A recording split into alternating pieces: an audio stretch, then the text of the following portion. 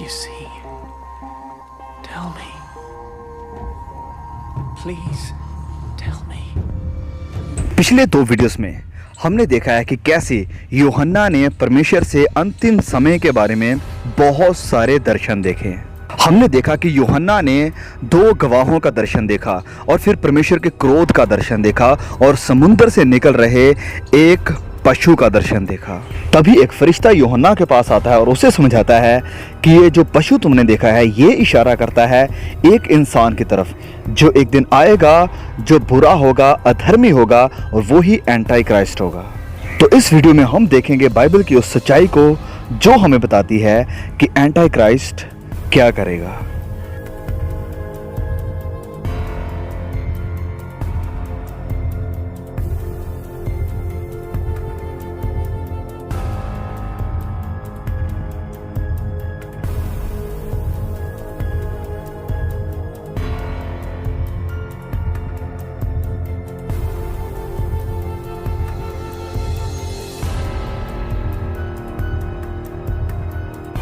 एक अक्सर पूछा जाने वाला जो सवाल है वो ये है कि प्रभु यीशु का दूसरा आगमन कब होगा। तब हम जानेंगे कि उसका आना बहुत नजदीक है और ये एक ऐसा सवाल है जो सदियों से पूछा गया है। संत पौलुस से भी ये सवाल पूछा गया था और यही एक कारण था कि संत पौलुस ने विश्वासियों को प्रभु यीशु के दूसरे आगमन के रिलेटेड पत्रियां लिखी।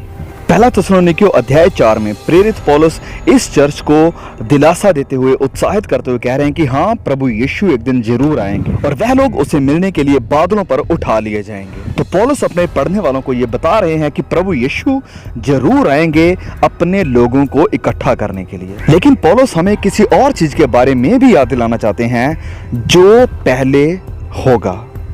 तो चलिए हम देखते हैं कि वह दूसरा थिस्सलुनीकियों अध्याय 2 में क्या कहते हैं। तो पौलुस यहाँ बात कर रहे हैं प्रभु यीशु के दूसरे आगमन की और हमारे उसके साथ इकट्ठे होने की। तो देखिए वह क्या कहते हैं। हे भाइयों, अब हम अपने प्रभु यीशु मसीह के आने और उसके पास अपने इकट्ठे होने के विषय में तुमसे विनती करते हैं कि किसी आत्मा या वचन या पत्री के द्वारा, जो कि मानो हमारी ओर से हो, ये समझकर कि प्रभु का दिन आ पहुंचा है, तुम्हारा मन अचानक अस्थिर ना हो जाए और ना तुम घबराओ।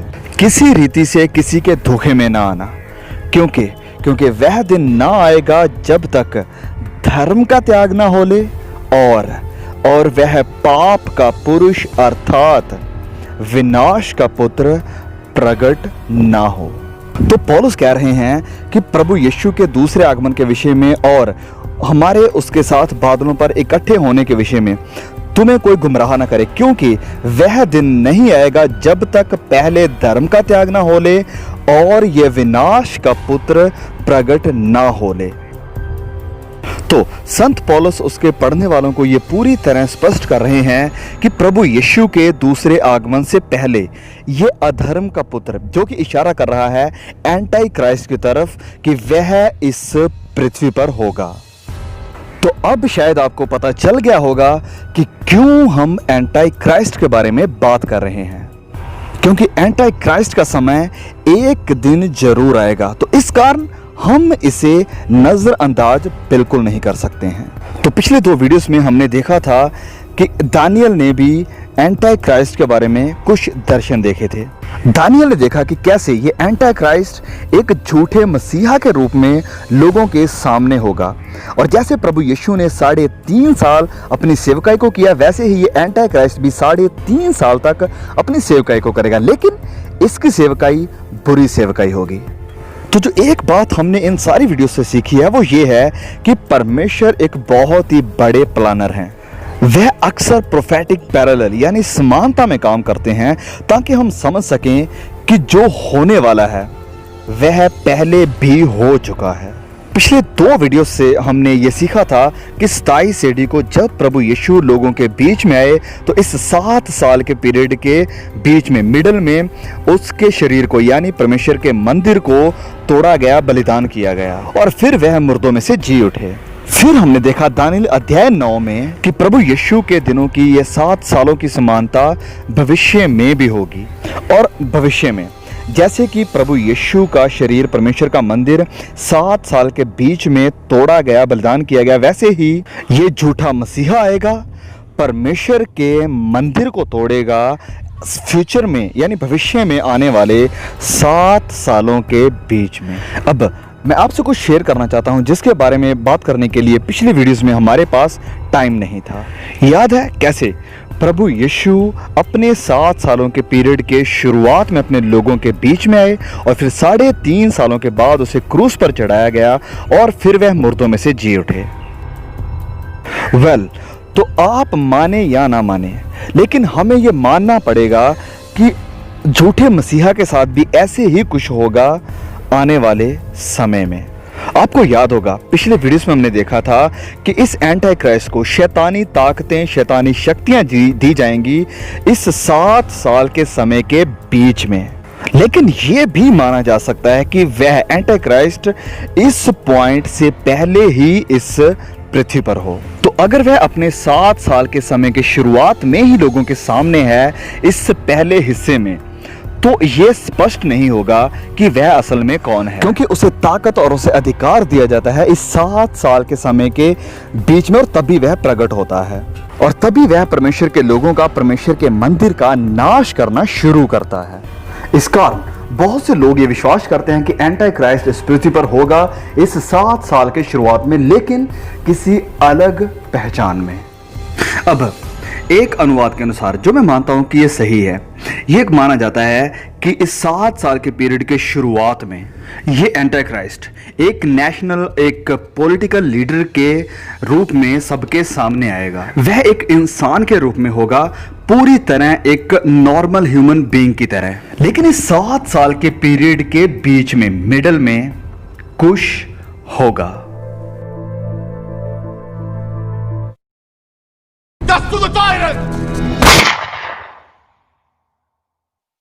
यह विश्वास किया जाता है कि उसे घायल किया जाएगा, उसे मारा जाएगा।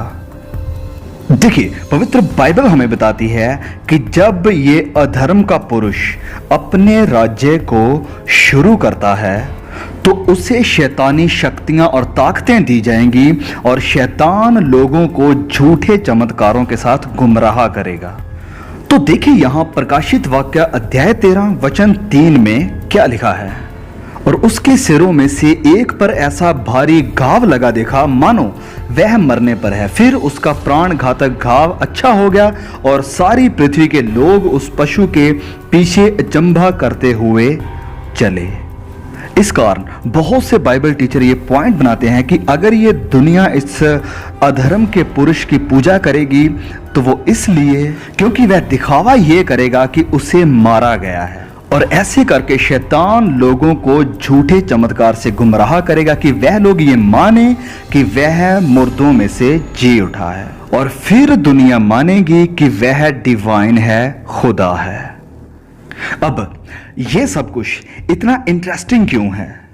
तो जब प्रभु यीशु ने अपनी सेवकाई को शुरू किया तो 3.5 साल के बाद इस 7 साल के समय के बीच में क्या हुआ था? उसे क्रूस पर चढ़ाया गया था, उसे मार दिया गया और वह सच में मुर्दों में से जी उठा था। तो अगर शैतान लोगों को गुमराह करने की कोशिश करता है ताकि वह सोचें कि ये अधर्म का पुरुष मुर्दों में से जी उठा है, तो ये एक और प्रोफेटिक पैरेलल होगा, क्योंकि ये भविष्य में आने वाले 7 साल के पीरियड के बीच में होगा। क्योंकि जैसे प्रभु यीशु अपने 7 साल के पीरियड के बीच में मुर्दों में से जी उठे थे, तो ये सब कुछ जुड़ा हुआ है। अब शैतान के पास ये ताकत नहीं है कि वह किसी इंसान में जान डाल सके। यह काम सिर्फ खुदा ही कर सकते हैं। इस कारण यह सब कुछ गुमराह करने के लिए चालाकी से किया जाएगा। तो जैसे हमने पहले भी कहा है कि यूहन्ना ने एक पशु को देखा समुंदर से निकलते हुए, जो कि इशारा कर रहा है भविष्य में आने वाले एक बादशाह, एक मसीहा की तरफ। लेकिन यूहन्ना ने सिर्फ यही नहीं देखा था, वरन उसने एक और पशु का दर्शन देखा। लेकिन यह पशु पृथ्वी में से निकल कर आता है। प्रकाशित वाक्य अध्याय 13 वचन 11 में लिखा है कि फिर मैंने एक और पशु को पृथ्वी में से निकलते हुए देखा, उसके मेमने के से 2 सींग थे और वह अजगर की नाई बोलता था। और ये उस पहले पशु का सारा अधिकार उसके सामने लाता था और पृथ्वी और उसके रहने वालों से उस पहले पशु की, जिसका प्राण घातक घाव अच्छा हो गया था, पूजा कराता था और वह बड़े बड़े चिन्ह दिखाता था, यहां तक कि मनुष्यों के सामने स्वर्ग से पृथ्वी पर आग बरसा देता था। वह पृथ्वी के रहने वालों को इस प्रकार भरमाता था कि पृथ्वी के रहने वालों से कहता था कि जिस पशु के तलवार लगी थी वह जी गया है, उसकी मूरत बनाऊं। तो यूहन्ना ने अपने पहले दर्शन में देखा कि समुंदर से एक पशु आ रहा है और स्वर्गदूत ने उसे बताया कि यह इशारा करता है एक राजा की तरफ, एंटी क्राइस्ट की तरफ जो आएगा। और फिर यूहन्ना ने दूसरा दर्शन देखा कि एक और पशु पृथ्वी में से निकल कर आ रहा है। तो पिछले वीडियोस में अध्याय 17 से हमने देखा था कि यह पशु इशारा करता है झूठे भविष्यवक्ता की तरफ, और यह झूठा भविष्यवक्ता एंटी क्राइस्ट के साथ मिलकर काम करेगा ताकि लोगों को गुमराह करे, और वह एक मूर्ति बनवाएगा ताकि लोग इस एंटी क्राइस्ट की महिमा करें। और यह झूठा भविष्यवक्ता बहुत ही दुष्ट और खतरनाक होगा। वह बहुत सारे चमत्कार करेगा ताकि लोगों को यह यकीन हो कि ये एंटी क्राइस्ट डिवाइन है, परमेश्वर है। लेकिन ये झूठा भविष्यवक्ता सिर्फ यही नहीं करेगा। देखिए अध्याय 13 वचन 16 में आगे क्या लिखा है।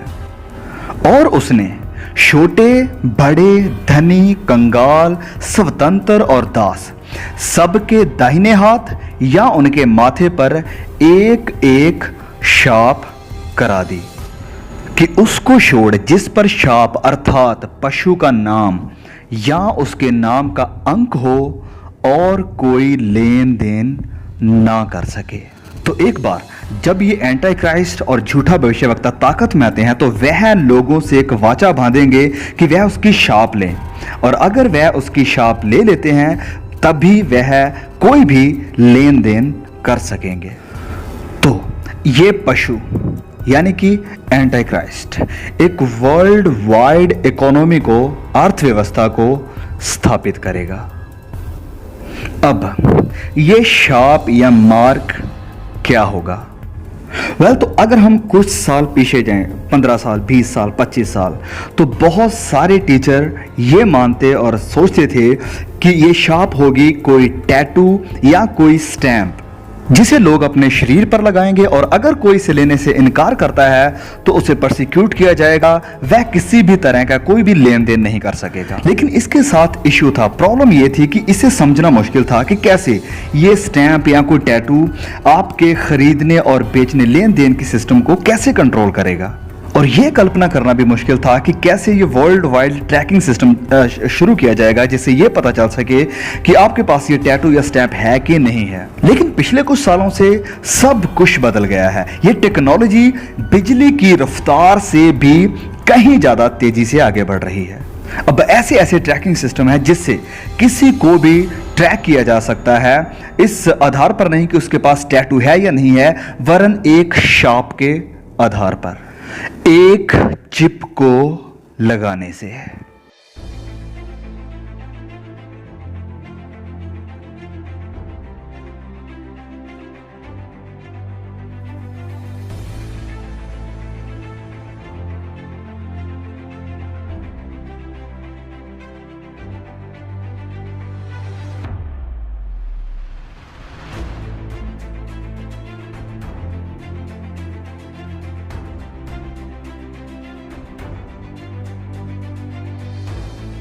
says it's about to become the first in the U.S.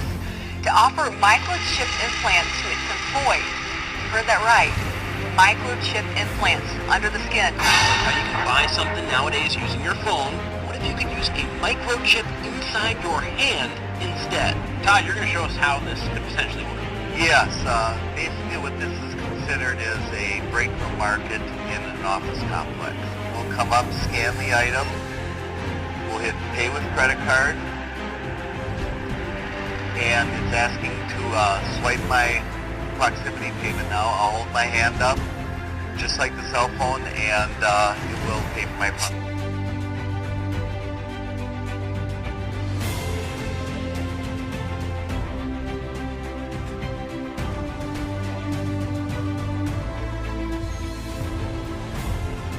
तो फ्रेंड्स, ये सवाल कि कैसे एक टैटू ग्लोबल अर्थव्यवस्था के साथ कनेक्ट हो सकता है, यह सवाल अब पुराना हो चुका है, क्योंकि सिस्टम अब तैयार है। क्योंकि एक छोटी माइक्रोचिप को शरीर के ऊपर या अंदर लगाने की योग्यता ही अब फ्यूचर है। और सब कुछ उसी की तरफ बढ़ रहा है। और उसकी तरफ और आगे बढ़ने के लिए सबसे पहला जो कदम है वो है कैशलेस सोसाइटी की स्थापना करना। और बेसिकली अब हम वहीं पर हैं। हम आज क्या इस्तेमाल कर रहे हैं? डेबिट कार्ड, क्रेडिट कार्ड वगैरह। और पिछले कुछ सालों में इन कार्ड्स में जो हम यूज करते थे, इनमें क्या लगा दिया गया है? एक चिप। हमारे मूवमेंट्स को ट्रैक करने के लिए, हमारी पहचान को ट्रैक करने के लिए, और ये ट्रैक करने के लिए कि हम क्या खरीदते हैं। तो ये सारा सिस्टम अब हमारी आंखों के सामने है। तो जब एंटी क्राइस्ट प्रकट होता है तो उसे संसार की अर्थव्यवस्था को ट्रैक करने के लिए कोई नया सिस्टम बनाने की जरूरत नहीं पड़ेगी, क्योंकि ये पहले से ही स्थापित हो चुका है। मैं सोचता हूं, हैरान होता हूं कि जब यूहन्ना इस दर्शन को देख रहा होगा तो वह भी जरूर हैरान होता होगा कि कैसे ये शाप, ये एक टैटू पूरे संसार की अर्थव्यवस्था के साथ कनेक्ट हो सकता है, और ये जान भी सकेगा, ट्रैक कर सकेगा कि किसके पास ये शाप है या नहीं है। लेकिन आज हम ये साफ साफ देख सकते हैं कि ये सब कैसे हो सकता है। अब अगर आप चिप लगे हुए कार्ड इस्तेमाल करते हैं या उस देश में रहते हैं जहां पर ये चिप लोगों के अंदर लगाई जा रही है, तो क्या ये मार्क ऑफ द बीस्ट है? क्या ये पशु की शाप है? तो इन सारे सवालों के जवाब और एंटी क्राइस्ट और झूठे भविष्यवक्ता की मिस्ट्री को हम अपने इस वीडियो के पार्ट 2 में जानेंगे। तो उसके लिए चैनल के साथ बने रहिए, और इस वीडियो से अगर आपने कुछ सीखा है और आप सीख रहे हैं तो प्लीज़ इस वीडियो को ज़्यादा से ज़्यादा शेयर करें, ताकि लोग बाइबल की इन भविष्यवाणियों की और आने वाले समय की सच्चाई को जान सकें। तो फिर मिलेंगे बहुत जल्द इस वीडियो के पार्ट 2 के साथ। तो उसके लिए आप सब दुआ करते रहिए और परमेश्वर आप सबको संभाल के रखे। सभी को जय मसीह की।